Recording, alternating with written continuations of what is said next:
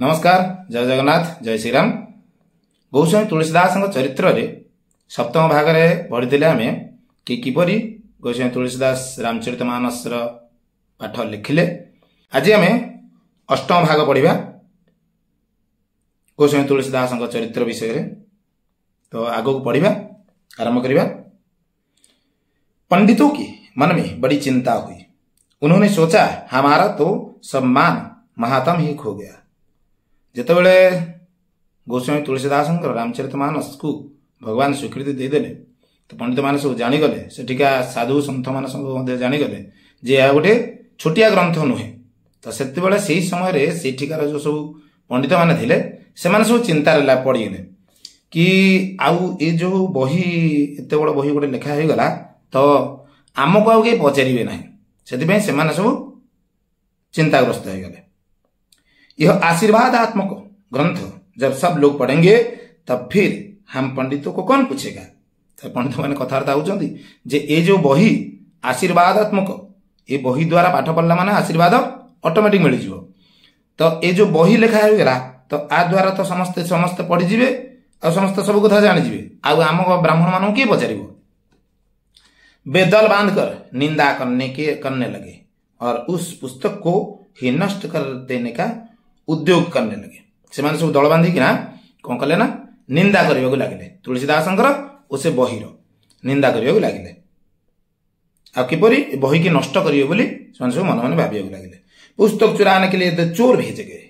उन्होंने जाकर देखा कि तुलसीदास की कुटी के पास आसपास दो वीर हाथ में धनुष बाण लेकर पहरा दे रहे हैं। तापर कौन कले ना दीटा चोर को ठीक कले। से ब्राह्मण मैंने दीटा चोर को ठीक कले कि किपरि तुम जाइकिना तुलसीदास घर से जो बहीटी रामचरितमानस लिखा है से घर रखिंट चोरी करी केमती भी आण। से गले से चोर दीज जाक गले देखिले राति गले चोरी कर राति गले देखिले कि बाहर दीज वीर पुरुष छिड़ा होती हाथ में धनु तीर धरती और जगी राम तुलसीदास घर बाहर पहरा दौरान।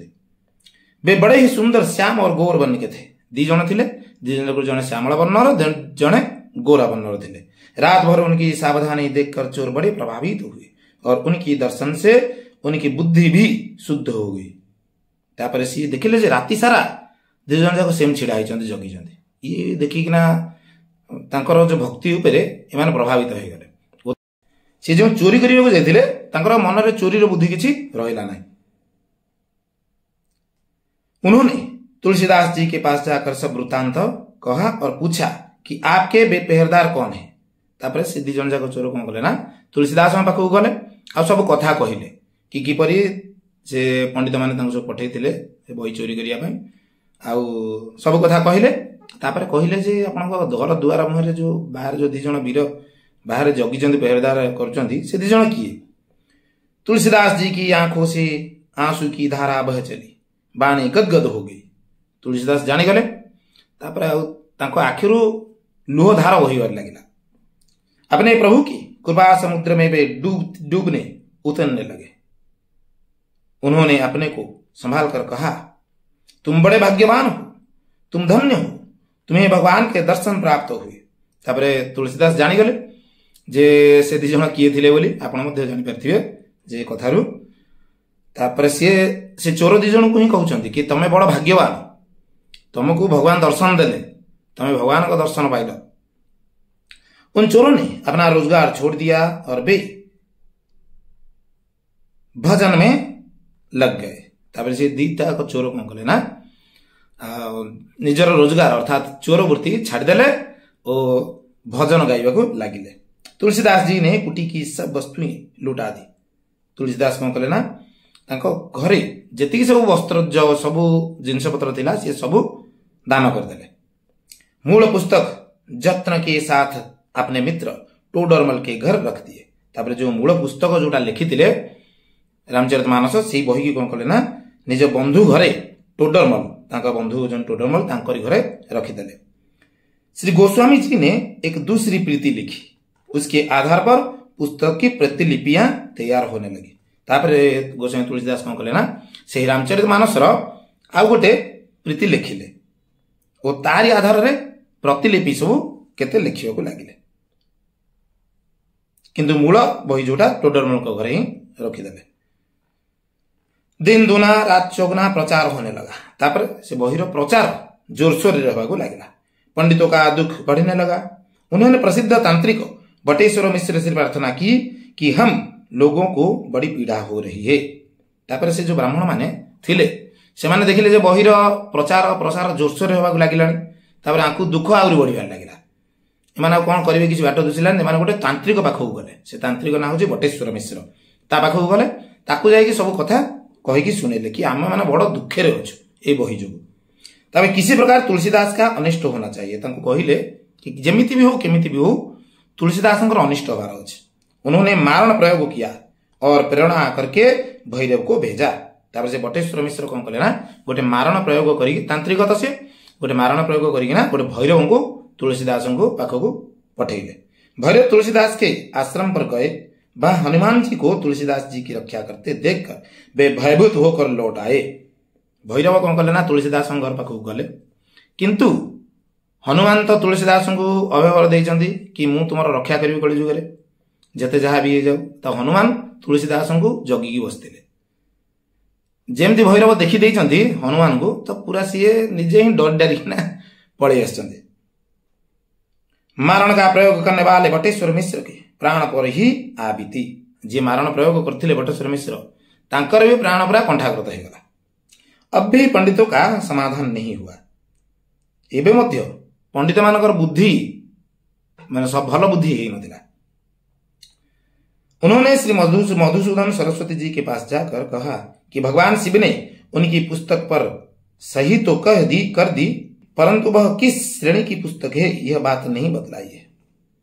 तापर से कौन कले ना श्री मधुसूदन सरस्वती जी के पाखକୁ गले से ब्राह्मण माने और तांको जाई कि कहिले कि भगवान शिव ये बही को स्वीकृत तो देले किंतु केउ श्रेणीर बही एक कथा से जणैले नाही। एटा केमिति हमें जानिबा। तापर से तांको कहिले कि अब आप उसे देखिए और बतलाइए कि वह किसके समकक्ष है। तापर से तांको कहिले जे आपण ही निजे देखंतु आ कहंतु कि ये जो बही कहा सहित समकक्ष अटे। अर्थात केते प्रकार अछि बही वेद पुराण शास्त्र एन सब बही अछि तो कहा संगे समकक्ष हो जी बही से कहले। उसका आद्य प्रांत अवलोकन किया। उन्हें बड़ा आनंद हुआ। उन्होंने उस पुस्तक पर यह सम्मति लिखी दी। तापर श्री मधुसूदन सरस्वती जी कौन कले ना से बही को आरंभ रु शेष पर्यंत सब पढ़िले आउ पढ़िकिना बड़ खुशी हेले। आउ तापरे गोटे गोटे पद से ताधेरे लिखिले। पदटी कौन आपण सुनंदु। आनंद कानने ह्यस्मिन जंगमं स्थूल सी तरुहु कविता मंजरी भाति राम भ्रमर भूषिता। यही कथाटी सी जोड़ी देले ताधेरे। जब पंडितों ने आकर श्री मधुसूदन सरस्वती जी से पूछा स्वामी जी ने कहा कि यह बात श्री शंकर जी से ही क्यों न पूछा जाए। तापरे स्वामी जी तो जानी सारे किंतु फिर भी तांको से पंडित मान कथा को धरिकिना रखी कहले जे चलो जीवा ए कथा हमें भगवान शंकर को ही पचारिबा कहीं सी तो स्वीकृति देथिले तांको ही पचारिबा ये कौ श्रेणीर बही बोली। सेपरे से माने मध्य राजी हो गए। पंडितों ने स्वीकार किया। श्री शंकर जी के सामने सबसे ऊपर वेद, वेदों से नीचे शास्त्र, शास्त्रों से नीचे पुराण और पुराणों के नीचे रामचरितमानस रख दिया गया।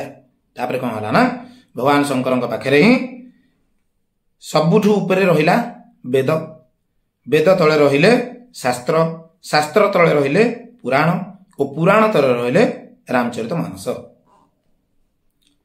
प्रातः काल पट खुलने के समय लोगों की भीड़ इकट्ठी हो गई। तापर कौन कले ना रखी देकी ना पहड़ कर देले।